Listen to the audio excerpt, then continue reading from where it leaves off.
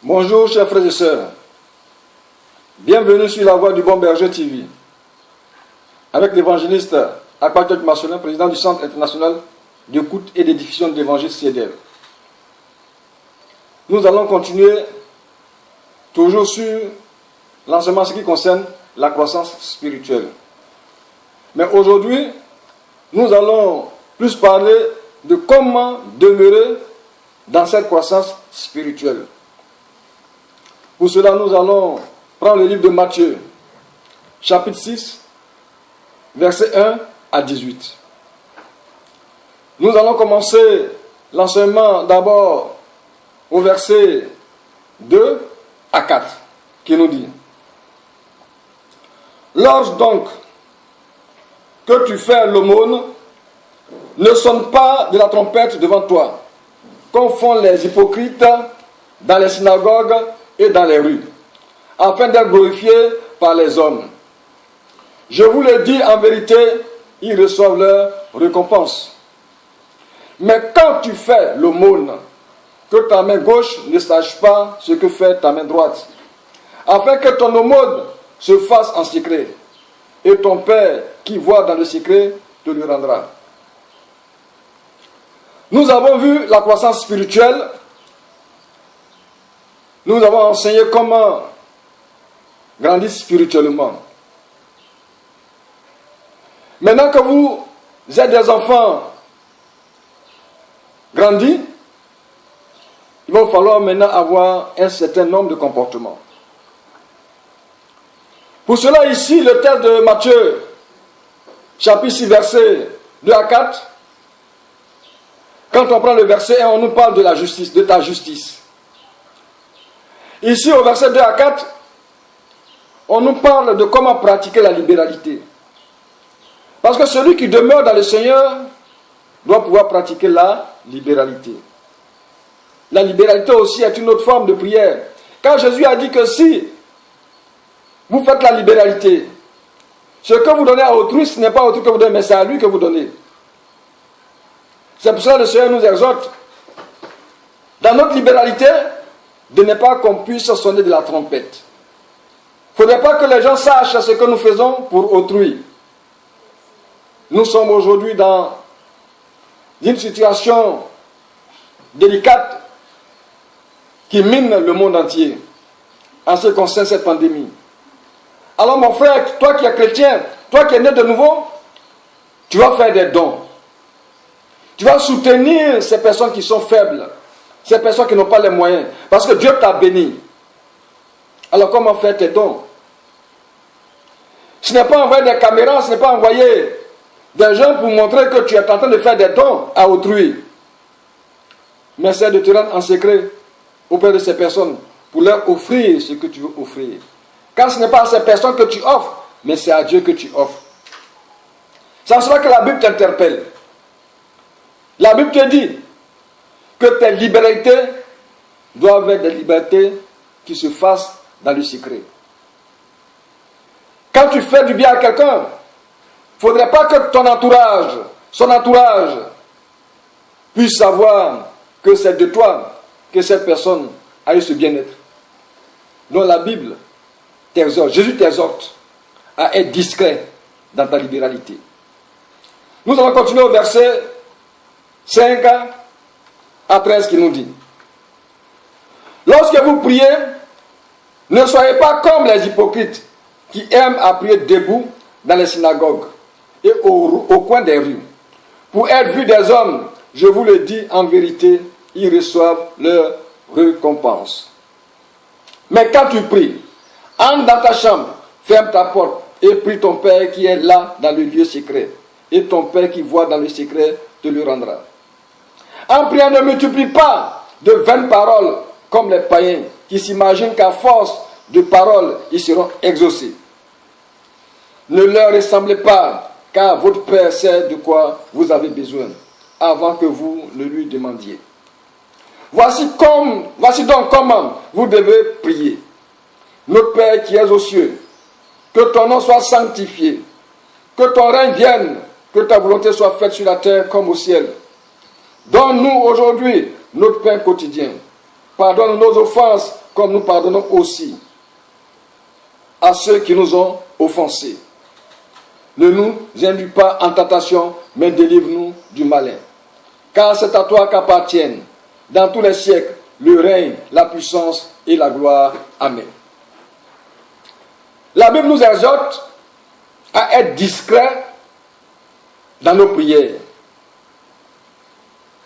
Nous voyons aujourd'hui un phénomène où on pense que c'est en criant, dérangeant tout le monde qu'on est exaucé du Seigneur. Alors nous allons voir dans les lieux de rassemblement des cacophonies. En fin de compte, on ne sait pas qui dit quoi. On vient même aussi à parler du problème de parler en langue. C'est un don du Seigneur. Mais prenons d'abord la vie de prière. Quand tu as une vie de prière, ta vie de prière est une vie intime entre toi et Dieu. Tes requêtes sont des requêtes intimes que tu adresses à Dieu. Mais nous voyons même que des personnes qui prient dans leur maison, même les voisins, attendent ce qu'ils demandent à Dieu. Donc vous exposez vos vies privées. L'entourage connaît vos problèmes. L'entourage connaît vos désirs, vos demandes. Et si vous n'êtes pas assis spirituellement, c'est l'entourage même qui va prendre vos demandes pour vous déranger sur le plan spirituel. Tu cherches un emploi. Tu as déposé un dossier quelque part. Tout le quartier va savoir que tu as déposé un dossier dans telle société ou dans tel ministère. Mais dans ton entourage, ce n'est pas tout le monde qui veut que tu travailles. Ce n'est pas tout le monde qui t'aime, qui aime tes parents, qui veut que tu sortes tes parents de la misère. Tu veux voyager. Ce n'est pas tout le monde qui veut que tu voyages. Son fils n'a pas voyagé, sa fille n'a pas voyagé, c'est toi qui vas voyager. Tu veux te marier. Vous exposez vos vies. Tu as des problèmes dans ton foyer. Tout le quartier sait que tu as des problèmes dans ton foyer, dans ta maison. Parce que tu exposes cela dans tes prières. Vous croyez que c'est en criant que vous avez la solution. Dieu dit que son oreille n'est pas aussi courte pour nous entendre. Sa main n'est pas courte pour nous venir en aide. La Bible nous exhorte ici que avant que nous ne puissions ouvrir la bouche, Dieu sait de quoi nous en avons besoin. Alors frères et sœurs, pourquoi tous ces tapages dans tes prières? Pourquoi tous ces tapages? Parce que même dans les églises, nous voyons, chacun se lève, on crie à haute voix. Même quand des personnes font des cultes en plein air, ils mettent des haut-parleurs pour que tout le quartier sache ce qu'ils sont en train de demander à Dieu. Alors nous ne parlons pas encore des prières de combat qui se passent dans des églises. Frères et sœurs, ne sont pas ridicules aux yeux du monde. Nous sommes un exemple aux yeux du monde, ne sont pas ridicules. Prenons les prières de parler en langue. La prière de parler en langue est un don, donc c'est le Saint-Esprit qui vient et qui parle au travers de toi. Alors quand on dit parler en langue et tout le monde se met à parler, vous parlez, qu'est-ce que vous dites? Qu'est-ce que vous dites? Qu'est-ce que vous voulez enseigner au monde? Mon frère, ma soeur, toi, qui viens de naître spirituellement, évite ces choses. Tout ce que nous sommes en train de vous dire, c'est l'objet d'exhortation que nous allons faire. Nous allons étudier toutes ces choses à la lumière de la Bible. Qu'est-ce que la Bible nous dit? Non seulement tu ne sais même pas ce que toi-même tu dis, tu ne comprends pas ce que tu dis, et celui qui t'écoute, tu te prends pour un barbare, pour un fou. Parce que ce que tu fais n'est pas de l'Esprit de Dieu. Quand tu veux prier, ne sonne pas de la trompette. Va dans le lieu secret, invoque ton Père, qui sait de quoi tu as besoin. Et lui t'exaucera. Voyez ce que la Bible nous exhorte. C'est pour ça que Dieu nous a donné un exemple de prière. Jésus nous a donné un exemple de prière. Avant de prier, il faut d'abord sanctifier le nom du Seigneur. Le louer, le glorifier. Il faut proclamer sa souveraineté et demander que son règne vienne dans ta vie. Ce qui veut dire que ce n'est plus toi qui vis, mais c'est lui qui vit en toi. Ce qui veut dire que tes problèmes ne t'appartiennent plus, mais c'est lui qui prend la charge de tes problèmes, car c'est lui qui est la solution. Alors, en lui demandant ton pain quotidien, lui qui nourrit les oies du ciel et les bêtes des champs, il te donnera le pain quotidien. Mais il te dit une chose, c'est qu'il dit que avant que lui ne puisse t'exaucer, dans ta prière, qu'est-ce qu'il te dit de dire? Pardonne-nous nos offenses comme nous pardonnons aussi à ceux qui nous ont offensés. Alors en cela, nous allons voir le verset 14, verset 18 de Matthieu chapitre 6 qui nous dit ceci. Si vous pardonnez aux hommes leurs offenses, votre Père Céleste vous pardonnera aussi. Mais si vous ne pardonnez pas aux hommes, votre Père ne vous pardonnera pas non plus vos offenses. Lorsque vous jeûnez, ne prenez pas un air triste comme les hypocrites qui se rendent le visage tout défait pour montrer aux hommes qu'ils jeûnent. Je vous le dis en vérité, ils reçoivent leur récompense. Mais quand tu jeûnes, parfume ta tête et lave ton visage. Mais si nous voyons que la Bible nous dit que si nous ne pardonnons pas aux autres, Dieu non plus ne va pas nous pardonner nos offenses. Pardonnons-nous les uns les autres. Dieu dit même que quand tu veux aller faire une offrande à Dieu et que tu sais que ton frère et toi, vous êtes en palabre, qu'est-ce qu'il faut faire? Laisse d'abord ton offrande là. Va, demande pardon, réconcilie-toi avant de venir offrir quelque chose à Dieu. Donc le pardon est un facteur déterminant dans l'exaucement des prières que nous adressons à Dieu. On vient aussi à parler du jeûne, qui est aussi autre forme de prière. Le jeûne, on se morfond parce que on veut demander une grâce particulière à Dieu. On veut montrer à Dieu que nous ne sommes rien, que c'est lui qui est tout pour nous. C'est lui qui est tout en nous. C'est lui qui peut tout pour nous. Alors dans un esprit d'humilité, on jeûne, on va à la présence du Seigneur. Mais quand on jeûne, ce n'est pas pour les autres qu'on jeûne, on jeûne pour nous-mêmes, pour avoir la faveur de Dieu. Alors quand on jeûne, on sonne de la trompette. Il faut que tout le monde sache qu'on est en train de jeûner. On a un esprit défait, un visage défait, un comportement défait. Même quand on est dans un service, tout le service saura qu'on est en train de jeûner à cause de nos comportements. Personne ne t'oblige à jeûner, mon frère, ma soeur. Personne n'oblige à jeûner. Tu prends la résolution de jeûner parce que tu sens le besoin afin de demander une grâce particulière à Dieu. Alors c'est entre toi et Dieu, pour cela, tu dois cultiver des vertus qui puissent amener Dieu à t'exaucer. Tu dois être aimable, accueillant.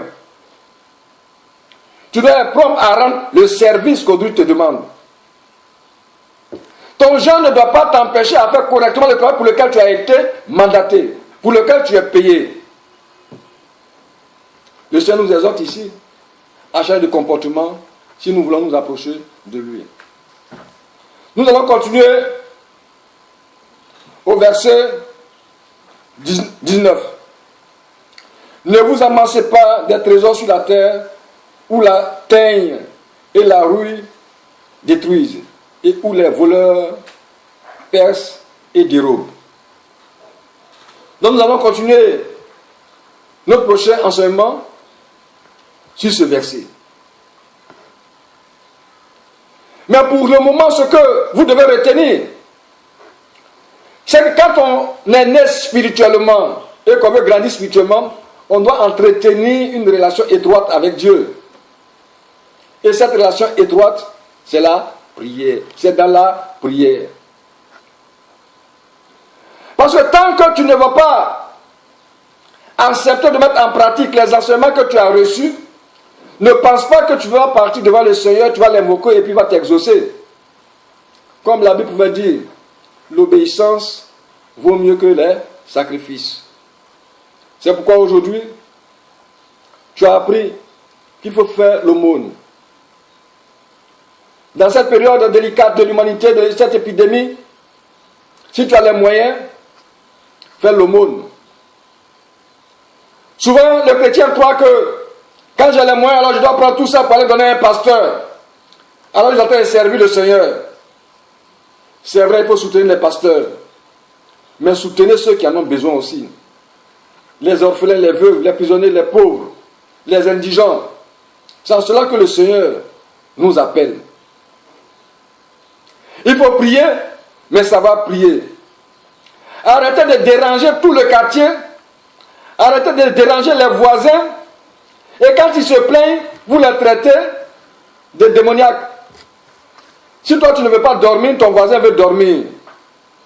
Si toi tu veux veiller, il faut veiller. Lui ne veut pas veiller. Alors il ne faut pas déranger son sommeil. La Bible dit, quand tu pries, ta prière est une relation entre toi et Dieu, qui doit être sans bruit, sans tapage. Si tu pries, il faut te souvenir que si tu ne pardonnes pas à autrui, alors Dieu ne te pardonnera pas non plus. Et s'il ne te pardonne pas, il ne peut pas t'exaucer. Parce que pour qu'il t'exauce, il faut que tu sois réconcilié avec lui. Pour être réconcilié avec lui, il faut qu'il te pardonne et qu'il te lave dans le sang de nos Seigneur Jésus-Christ. Jésus est mort pour toi. Malgré tes péchés, tes abominations, Jésus a versé son sang, il t'a pardonné, il t'a lavé de son sang. Il a payé ce prix-là pour que tu sois sauvé. Il dit, à chaque fois que autrui nous fait du tort, nous devons pardonner autant de fois qu'autrui nous fait du tort. Que ces prières soient gravées dans vos cœurs, dans votre esprit, pour qu'ensemble, nous puissions marcher droit dans les voies du Seigneur. Que le Seigneur vous bénisse et que nous puissions nous retrouver dans nos prochaines émissions au nom de Jésus. Soyez bénis.